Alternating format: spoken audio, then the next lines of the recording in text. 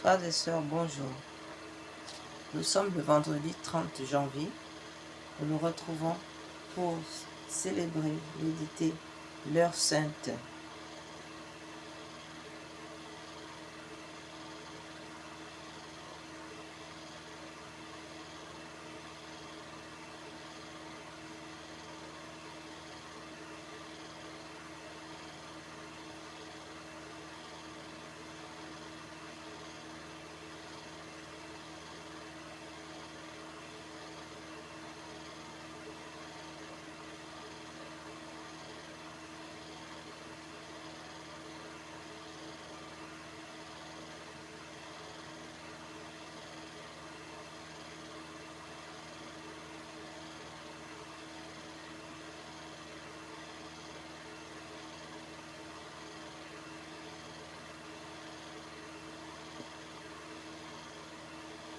Au nom du Père, du Fils et du Saint-Esprit. Amen.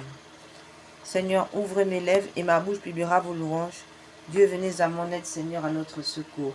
Venez, Esprit Saint. Venez par le cœur immaculé de Marie, votre épouse bien-aimée. Venez, Esprit Saint. Venez par le cœur immaculé de Marie, votre épouse bien-aimée. Venez, Esprit Saint. Venez par le cœur immaculé de Marie, votre épouse bien-aimée. Venez, Esprit Saint. Venez par le cœur immaculé de Marie, votre épouse bien-aimée. Venez, Esprit Saint, pénétrez le cœur de vos fidèles, qu'ils soient brûlés au feu de votre amour. Ô Seigneur, envoyez votre Esprit, qui renouvellera la face de la terre. Prions. Ô Dieu qui, par la lumière de l'Esprit Saint, avait instruit les cœurs de vos fidèles, accordez-nous dans ce même esprit de goûter ce qui est bien et de jouir sans cesse de ses consolations. Par Jésus le Christ, notre Seigneur. Amen. Seigneur, ouvrez mes lèvres et ma bouche publiera vos louanges. Dieu, venez à mon aide, Seigneur, à notre secours. Au nom du Père, du Fils et du Saint-Esprit. Amen. Il était au commencement, maintenant et toujours, et dans tous les siècles des siècles. Amen.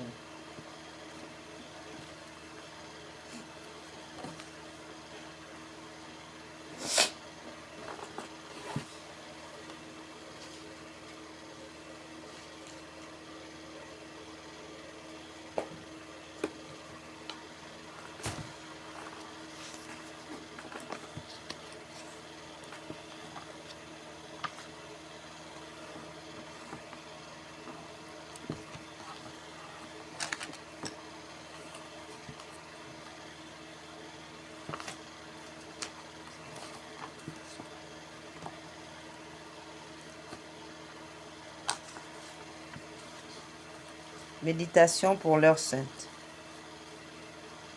Première méditation, première agonie de notre Seigneur Jésus. Adoramus te Christe et benedictimus tibi, quia per sanctam agoniam et passionem, tuam redmissionem mundum.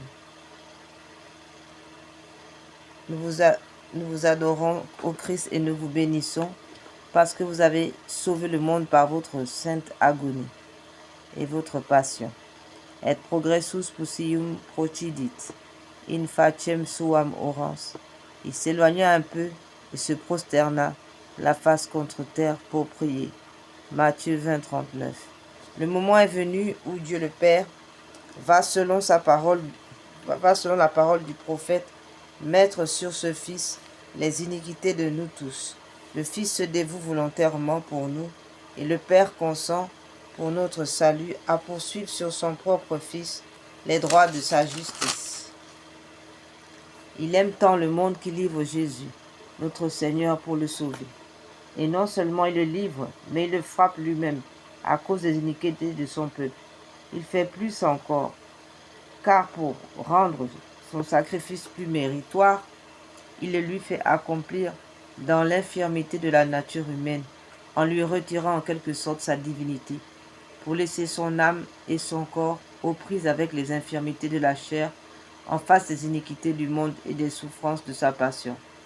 Dominus voluit confere eium it infirmitate. Le Seigneur a voulu le broyer dans la faiblesse, a dit le prophète Isaïe. Puis il le délaisse lui-même, car il ajoute encore par la bouche de son prophète, In momento indignationis abscondi, facem meam parum per.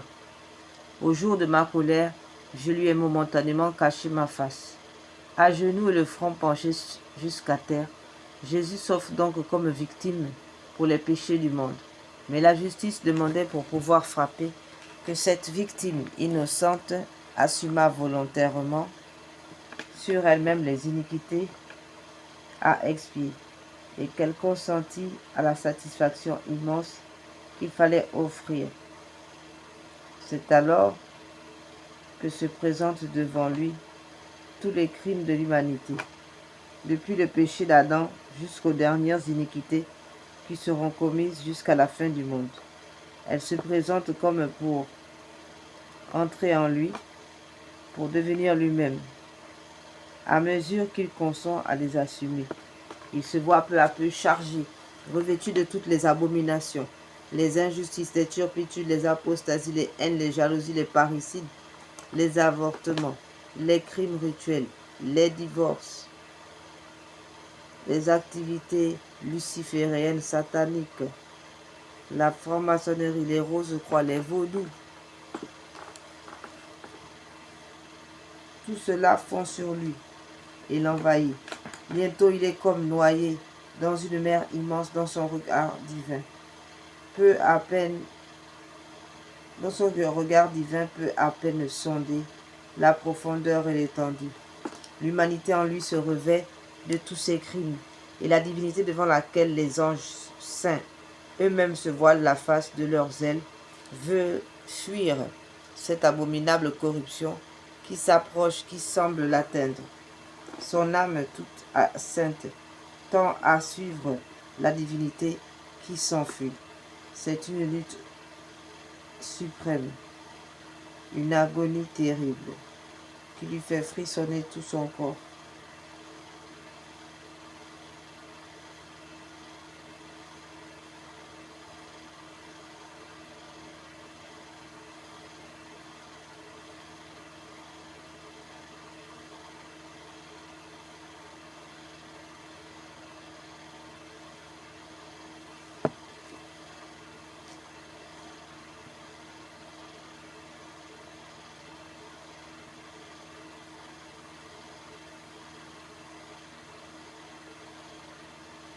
Son âme toute sainte tend à suivre la divinité qui s'enfuit. C'est une lutte suprême, une agonie terrible qui fait frissonner tout son corps. Une sueur abondante s'échappe de tous ses membres et coule jusqu'à terre. Maudit de son Père, sans cesser d'être son Fils, délaissé de sa divinité, sans cesser d'être Dieu, il se tord comme un ver sous le poids de cette malédiction vengeresse du péché qu'il assume. Ne va-t-il pas mourir dans cette agonie terrible? Et son cœur brisé pourra-t-il supporter une aussi violente douleur? Non, un miracle de sa toute-puissance retient son âme captive dans son corps. Et ce n'est que le premier pas. Il prend sur lui les iniquités de nous tous. Et c'est Dieu le Père qui, pour nous sauver, les impute à son Fils. Il poursuit le péché sur celui qui ne l'avait pas commis. Cependant, après une heure d'accablement, le Sauveur se relève et va vers ses apôtres. Et venit ad discipulos suos et invenit eos dormientes. Il vint auprès de ses disciples et les trouva endormis. Voyons ici notre divin Sauveur tout accablé de tristesse et d'horreur, défiguré, chancelant et presque incapable de se soutenir. On dirait qu'il va voir s'il trouvera un ami qui écoute le récit de ses douleurs, s'il trouve une âme qui compatisse à ses tristesses. Il cherche un épanchement d'amitié. Il semble pressé d'aller trouver ceux qu'il a appelés non ses serviteurs, mais ses amis. Il se hâte vers ses apôtres pour demander consolation et assistance. Son regard se porte vers eux, mais hélas, il se voit bien seul, car il dorment tous les trois. Il les réveille, ils ont peur de lui, ils ont peine à le reconnaître. tant sa démarche est incertaine, tant sa figure est contractée par la douleur et l'abattement. Ils ne savent trouver un mot pour le consoler. Il faut au contraire qu'il les ranime lui-même. Et après leur avoir fait un amical reproche de ceux qui n'ont pas pu veiller avec lui, il les quitte en leur disant encore: veillez et priez, afin que vous n'entriez point en tentation, car l'esprit est prompt, mais la chair est faible. Prière. Jésus, notre adorable Sauveur, nous voilà donc chargés de toutes nos iniquités. Ce n'est plus à nous que votre Père céleste les attribue. Il vient de vous en charger, vous son Fils bien-aimé. Ô amour de Dieu le Père, que vous êtes grand. Vous livrez ce bon Jésus, ce Fils chéri, vous le maudissez en quelque sorte. Vous l'immolez inexorablement pour des ingrats, pour des coupables comme nous.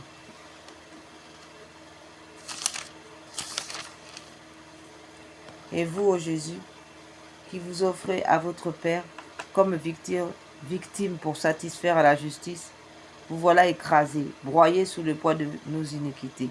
Pourrions-nous rester insensibles à tant de bonté, que nos cœurs se brisent de douleur d'avoir contribué à l'immolation de l'adorable victime, qu'il se pénètre d'une horreur bien grande pour le péché et d'une reconnaissance bien vive pour un si grand amour. Mettez au Seigneur Jésus ces dispositions en nos cœurs. Nous vous le demandons par les mérites de cette grande douleur que vous a causé la vue de toutes nos iniquités. Comme vos apôtres, nous sommes endormis. Nous n'avons pas songé à votre délaissement dans le sacrement de votre amour. Pardon au Seigneur Jésus de notre insensibilité. Pardon d'avoir été si infidèles. Donnez-nous de pouvoir désormais veiller, gémir et prier avec vous. D'être fidèles et dévoués, nous vous en supplions, par les mérites de la douleur poignante que vous avez éprouvée en vous voyant délaissés par vos apôtres, ainsi soit-il. Deuxième agonie de notre Seigneur Jésus. Adoramus te Christe et benedictimus te, quia per sanctam agoniam et passionem tuam redimisti.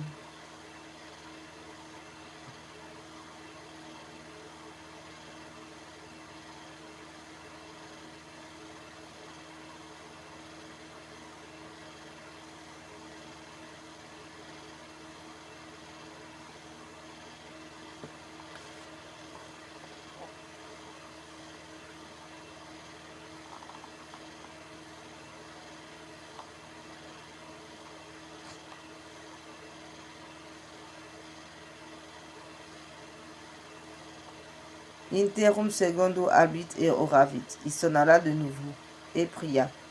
Matthieu 26, 42. Après cet entretien, Jésus retourne à sa grotte, encore tout pénétré de l'horreur des premières visions. Il est promptement saisi de frayeur à l'aspect de celle-ci qu'il voit s'avancer maintenant. Sa nature frémit et s'épouvante. Il se prosterne encore la face contre terre et considère la beauté primitive de l'âme humaine avant le péché d'Adam et le triste état où son iniquité l'a réduite.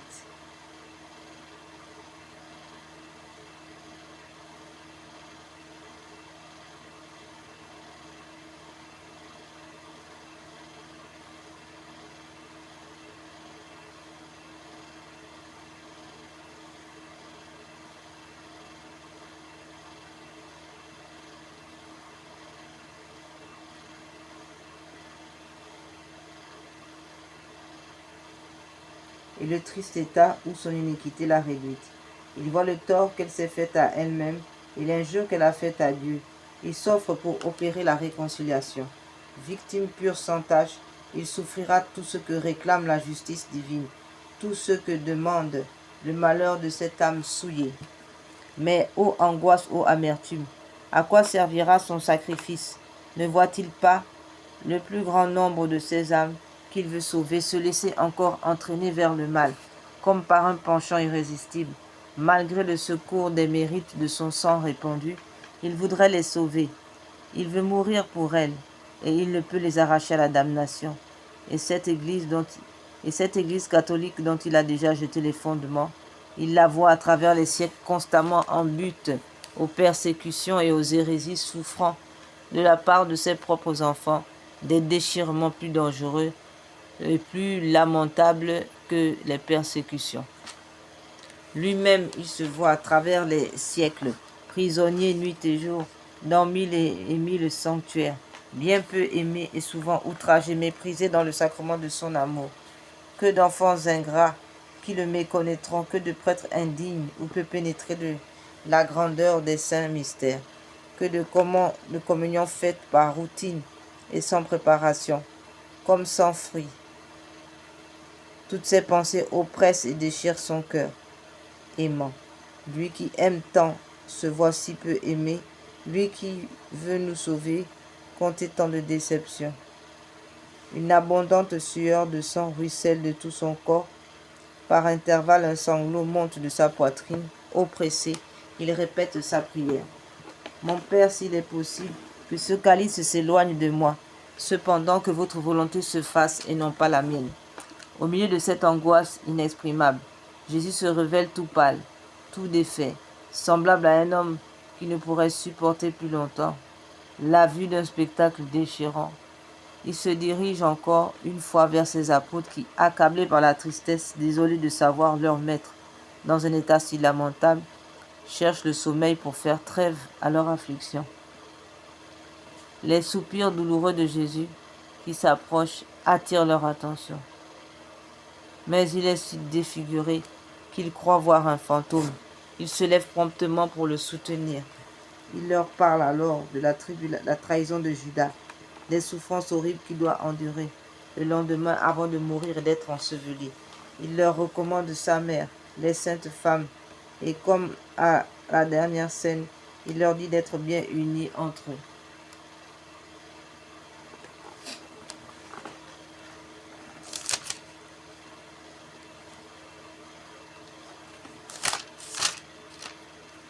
Tout cela a quelque chose de bien triste et de bien solennel, à la fois en un tel lieu, en une pareille heure, avec un tel accent. C'est un père mourant qui donne ses avis, fait ses recommandations dernières à ses enfants, mais à des enfants qui ne le comprennent pas à cause de leurs troubles.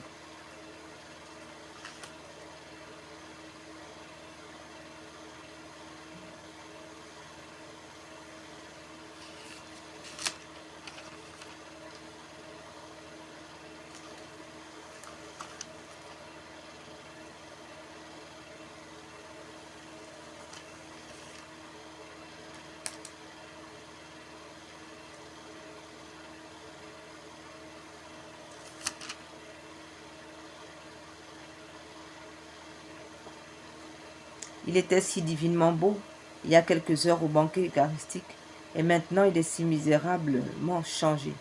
Qu'est-il arrivé et d'où provient cette tristesse? Que deviendront-ils s'il vient à leur manquer? Se serait-il égaré en se déclarant ses disciples? Le divin Sauveur voit bien ce que ces cœurs renferment de préoccupations terrestres. Il connaît la cause vraie de leur frayeur, de leur tristesse, et combien peu ils ont ce véritable amour, cet amour désintéressé qui s'appuie sur la foi, la confiance entière, et qui exclut l'intérêt personnel. Mais non, il ne peut avoir à cet instant aucune consolation, et tandis que son Père se montre inexorable.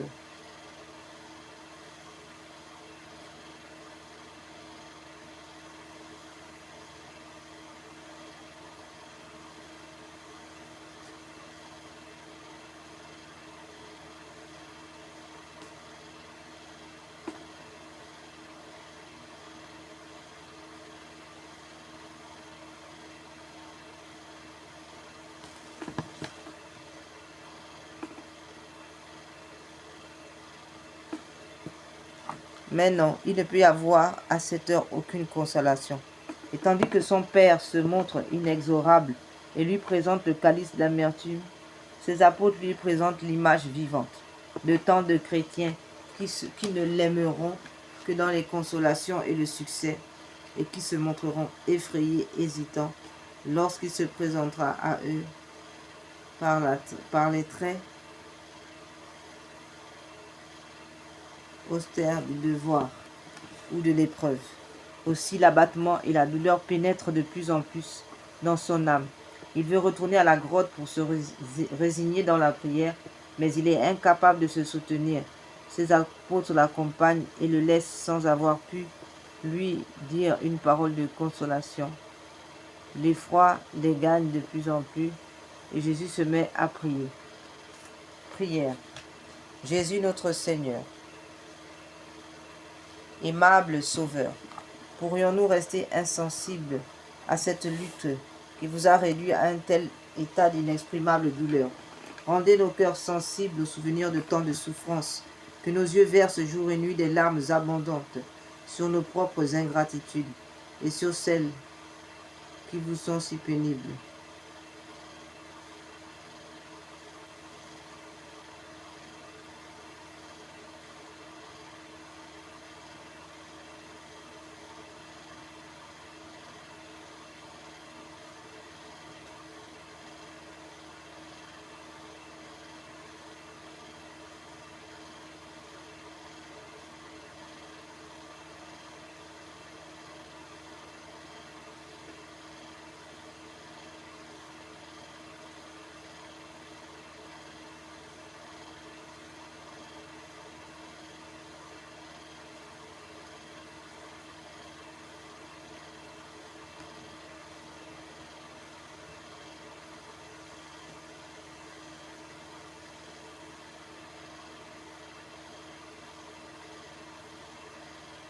Que nos yeux versent jour et nuit des larmes abondantes sur nos propres ingratitudes et sur celles qui vous sont si pénibles, parce qu'elles vous viennent de vos enfants privilégiés. Qu'il nous soit donné, malgré notre misère, de nous immoler pour vous, comme vous êtes immolés pour nous, et que nous puissions désormais dédommager votre cœur adorable de tant de poignantes ingratitudes, par l'amour, la fidélité, la générosité à votre service. Nous vous demandons cette grâce, ô Jésus, par les mérites de cette sueur de sang que vous a causé la vue de l'ingratitude des âmes.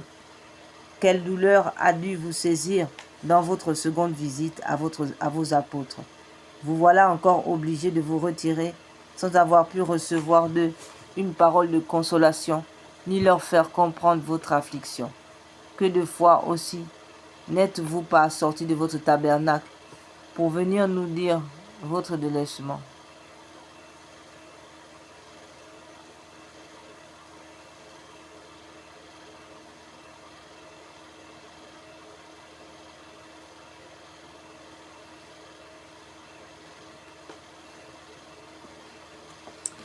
Que de fois n'êtes-vous pas sortis de votre tabernacle pour venir nous dire votre délaissement, vos douleurs et vos tristesses dans la divine Eucharistie?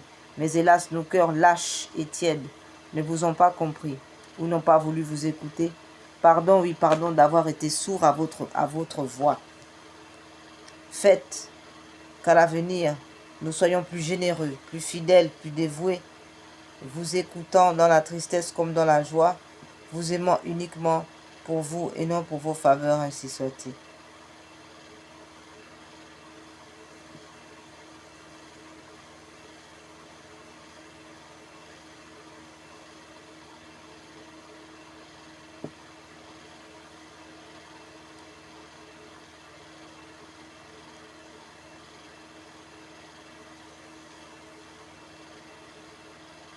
Faites au Seigneur qu'à l'avenir nous soyons plus généreux, plus fidèles, plus dévoués, vous écoutant dans la tristesse comme dans la joie, vous aimant uniquement pour vous et non pour vos faveurs, ainsi soit-il.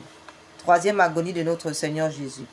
Adoramus te Christe, et benedictimus tibi, quia per sanctam agoniam, et passionem tuam redemisti mondum. Nous vous adorons au Christ et nous vous bénissons, parce que vous avez sauvé le monde par votre agonie et votre passion. Et reclitis is iterum hablit, itoravit tertio. Les ayant laissés, il s'en alla de nouveau et pria pour la troisième fois. Matthieu 26, 44. L'angoisse et l'affliction grandissent dans le cœur de Jésus. À mesure que le temps avance, tout ce qui doit souffrir se présente en ce moment devant ses yeux et sa pensée. Il voit par avance sa passion dans toute son horreur, toutes ses souffrances, toutes ses douleurs, depuis le baiser de Judas jusqu'à son dernier soupir, se montre, se présente, s'approche, comme si elle le saisissait déjà.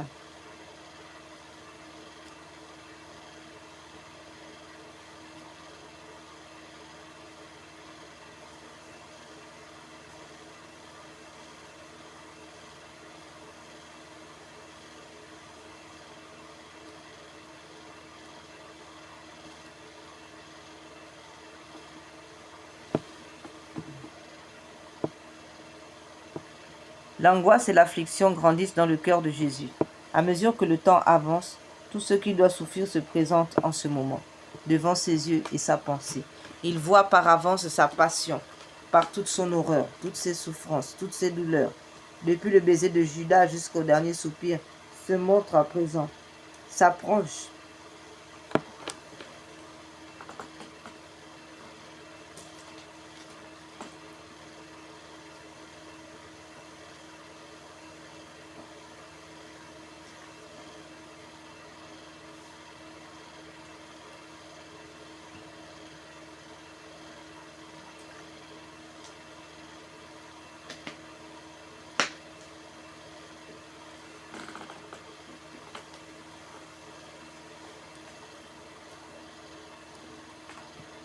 S'approche comme si elle le saisissait déjà. Il en est effrayé, il frémit, il soupire, il lutte.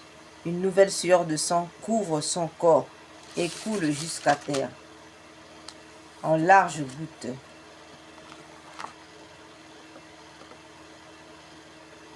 Ah, quelle lutte, quel combat entre sa nature qui fléchit et son amour pour les âmes qui périssent. Mon Père, s'écrie-t-il, s'il est possible, que ce calice s'éloigne de moi. Mais ne voit-il pas de son regard divin les limbes s'ouvrir devant ses yeux et toutes les âmes qui s'y trouvent renfermées se présenter comme pour le supplier de ne pas reculer devant le sacrifice, de ne pas les laisser plus longtemps captives loin de Dieu, dans cette prison où elles languissaient, où elles languissent. Ne voit-il pas ensuite tous les martyrs, les confesseurs, les vierges, en un mot tous les saints, qui doivent un jour sanctifier leurs œuvres avec les mérites de sa passion, paraître devant ses yeux avec une beauté admirable, chacun selon son rang et ses mérites. Ce magnifique spectacle se déroule devant lui et son âme est toute transportée car il aime les âmes et s'il le fallait, il souffrirait pour une seule tout ce qu'il doit souffrir. Mais le calice est bien amer et son père le lui présente toujours. Il faut qu'il accepte pour le boire jusqu'à la lie, sans qu'il en puisse laisser perdre une goutte. Et il s'écrie, mon Père, que votre volonté soit faite et non pas la mienne. Au même instant, un ange lui apparaît venant du ciel pour le réconforter. Sa figure aussitôt rayonne et paraît tout illuminée. Qu'en est devenue cette sueur de sang qui le couvrait tout à l'heure? Quelle est la cause de ce courage tranquille et serein qui paraît maintenant dans toute sa personne? C'est qu'il a accepté le calice, après en avoir senti toutes les amertumes, compris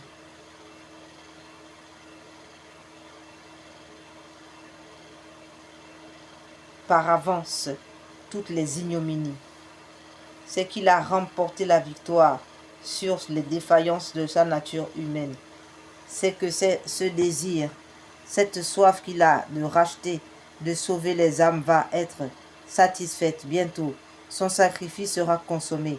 Encore quelques instants, et le jour tant désiré va paraître. Encore quelques heures, et les mérites infinis nous seront acquis par son sang. Nos âmes seront rachetées. Une dernière fois, Jésus quitte la grotte. Il ne chancelle pas. Son pas est assuré, ses apôtres sont endormis. Il les réveille, il leur parle avec bonté et il leur dit, levez-vous, allons. au-devant de ceux qui viennent pour me perdre. Ses apôtres le suivent. Ils vont au-devant du traître, qui s'avance avec une audace infernale. Jésus l'attend avec un calme si grand qu'on dirait qu'il attend un bienfaiteur et non un traître, un ami et non un ennemi. Il l'avait bien choisi pour être du nombre de ses amis, mais le misérable a abusé des bontés de son maître. Ses bienfaits n'ont servi qu'à le jeter dans l'abîme. Misérable, que vas-tu faire? Ou plutôt qu'as-tu fait? Tu as vendu ton maître et tu vas le trahir par un baiser. Jésus est debout sur le bord du chemin. En voyant s'avancer le traître et sa troupe, « Qui cherchez-vous » leur dit-il.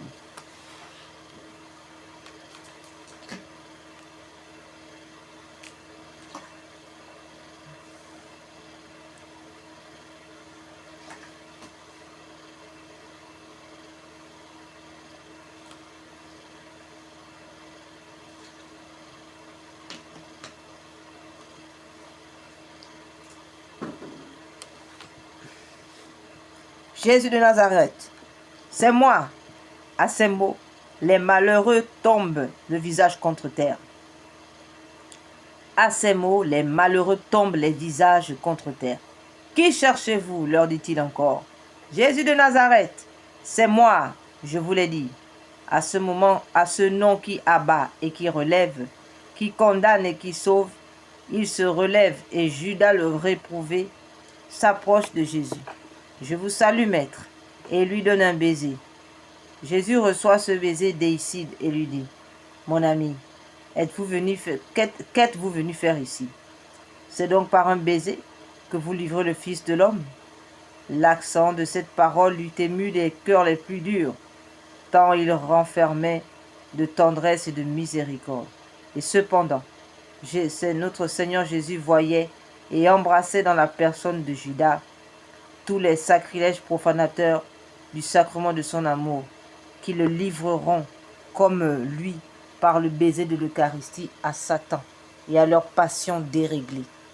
Le traître demeure insensible, et il regarde faire les soldats qui, au signal convenu, se jettent sur son maître, le saisissent, le garrottent, l'entraînent et commence cette longue série d'outrages, de brutalités, d'indignes traitements et de supplices dont se compose la passion du Sauveur.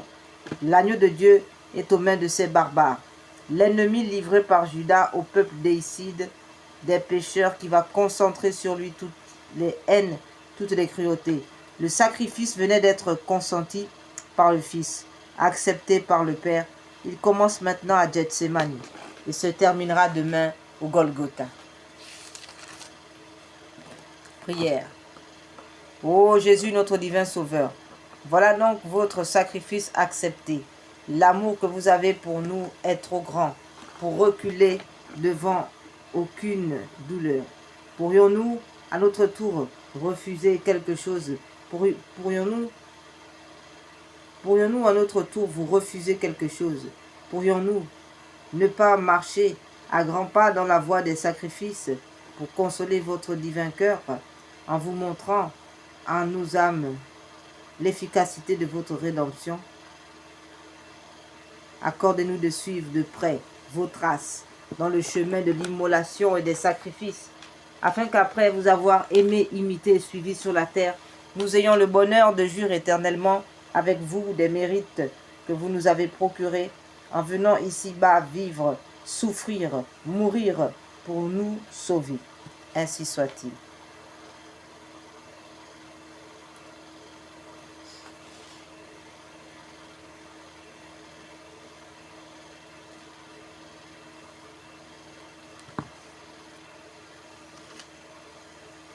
Acte de réparation au Sacré-Cœur de Jésus.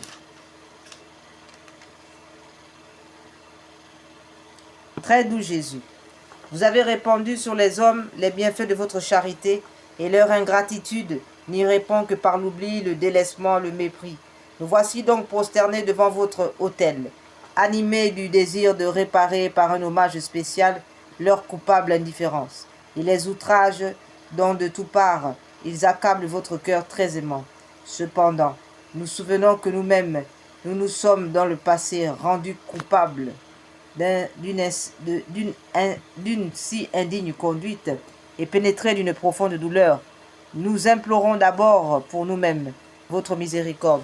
Nous sommes prêts à réparer par une expiation volontaire les fautes que nous avons commises, tout prêts aussi à expier pour ceux qui, égarés hors de la voie du salut, s'obstinent dans leur infidélité, refusant de vous suivre, vous, leurs pasteurs et leurs chefs, ou secouant le joug si doux de votre loi, foule aux pieds les promesses de leur baptême. Nous voudrions expier pour tant de fautes, lamentables, réparer pour chacune d'elles désordre de la conduite, indécence des modes, scandale corrupteur des âmes innocentes, profanation des dimanches et des fêtes, blasphème exécrable contre vous et contre vos saints, insulte à votre vicaire et à vos prêtres, abandon et violation odieusement sacrilège du divin sacrement de votre amour, péché public, enfin des nations qui se révoltent contre les droits et l'autorité de votre Église. Que ne pouvons-nous effacer de votre propre sang tant d'offenses, du moins pour réparer votre honneur outragé. Nous vous présentons cette même satisfaction que vous avez offerte à votre Père sur la croix et dont vous renouvelez l'offrande chaque jour sur l'autel. Nous vous le présentons accompagné de toutes les satisfactions de la très sainte Vierge, votre mère, des saints, des chrétiens fidèles. Nous vous promettons de tout notre cœur, autant qu'il dépend de nous et avec le secours de votre grâce, de réparer nos fautes passées, celles de notre prochain, l'indifférence à l'égard d'un si grand amour, par la fermeté de notre foi, la pureté de notre vie, la docilité parfaite aux préceptes de l'Évangile, à celui surtout de la charité. Nous vous promettons aussi de faire tous nos efforts pour vous épargner de nouvelles offenses et pour entraîner à votre suite le plus d'âmes possible. Agréez, nous vous en supplions, au très bon Jésus, par l'intercession de la bienheureuse Vierge Marie, réparatrice, cet hommage spontané d'expiation. Gardez-nous jusqu'à la mort, inébranlablement.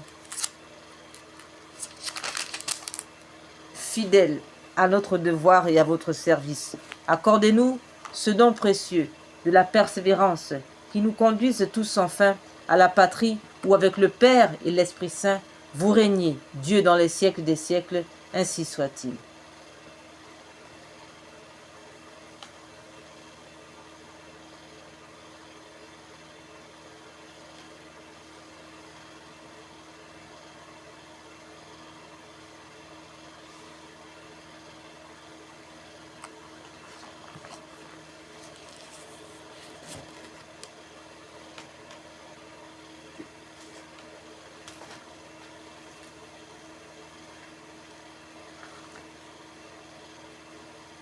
Nous prions maintenant, accompagnés de notre Sainte Mère, la Sainte Vierge Marie, au pied de cette croix.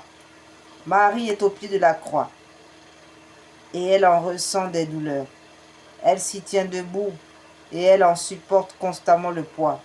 Elle y devient féconde et elle en reçoit la vertu. Voilà en peu de mots tout le mystère de cette journée. Nous ne devons pas croire que la Sainte Mère de notre Sauveur soit appelée au pied de la croix pour y assister seulement au supplice de son Fils unique et pour y avoir le cœur déchiré par cet horrible spectacle. Il y a des desseins plus hauts de la providence divine sur cette mère affligée. Il nous faut entendre aujourd'hui qu'elle est conduite auprès de son Fils parce que c'est la volonté du Père éternel qu'elle soit non seulement immolée avec cette victime innocente et attachée à la croix du Sauveur avec les mêmes clous qui le percent mais encore associés à tout le mystère qu'il accomplit par sa mort. Ô Dieu, dans la passion duquel, selon la prophétie de Siméon, un glaive de douleur transpercera le très aimable cœur de la glorieuse Vierge Marie, votre mère, daignez nous accorder qu'en honorant ces douleurs, nous obtenions les heureux effets de votre passion. Vous qui êtes en Dieu, vivez et régnez dans les siècles des siècles, ainsi soit-il. Ô Marie, mère de douleur, obtenez-nous cet amour ardent,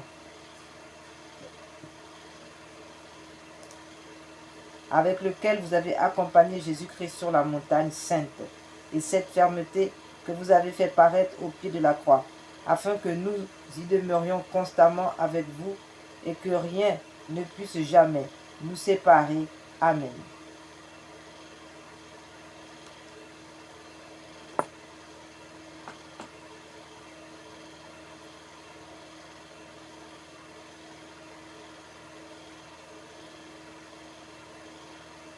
Ô Marie, c'est nous qui sommes la cause de cette affliction, et ce sont nos péchés qui transpercent votre âme en attachant Jésus-Christ à la croix. Daignez, ô Mère de miséricorde, obtenir notre pardon et nous permettre d'adorer dans vos bras notre amour crucifié. Imprimez tellement dans nos âmes les douleurs que vous avez ressenties au pied de la croix que nous n'en perdions jamais le souvenir. Amen.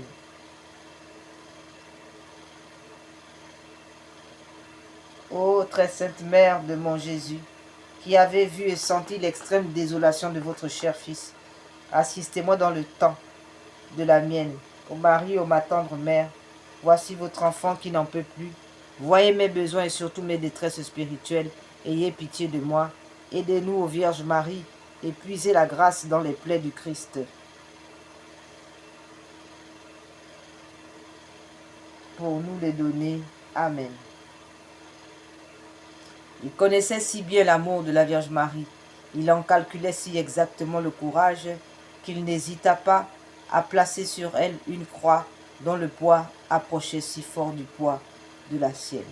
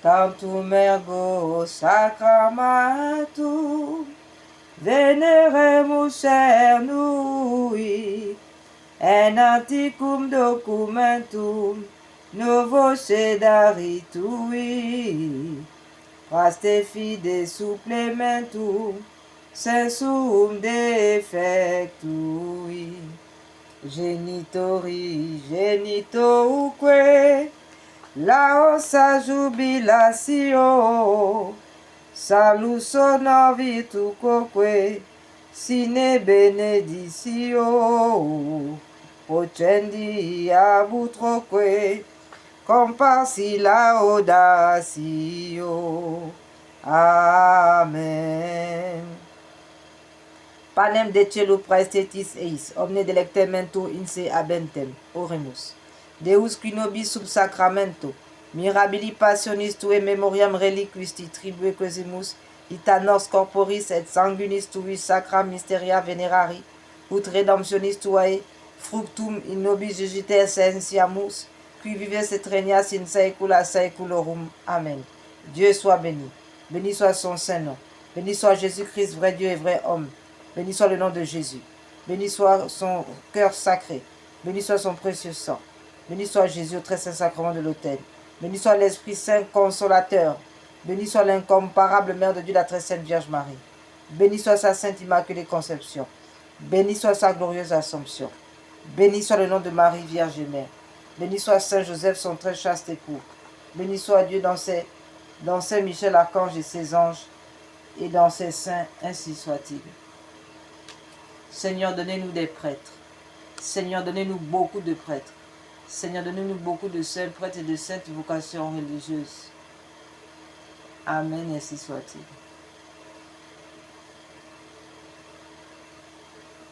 Frères et sœurs, nous sommes arrivés au terme de notre prière et nous nous confions à notre Mère du ciel, la Mère douloureuse, afin qu'elle déverse sur nous les plaies de la passion de notre Seigneur Jésus-Christ. Ainsi soit-il.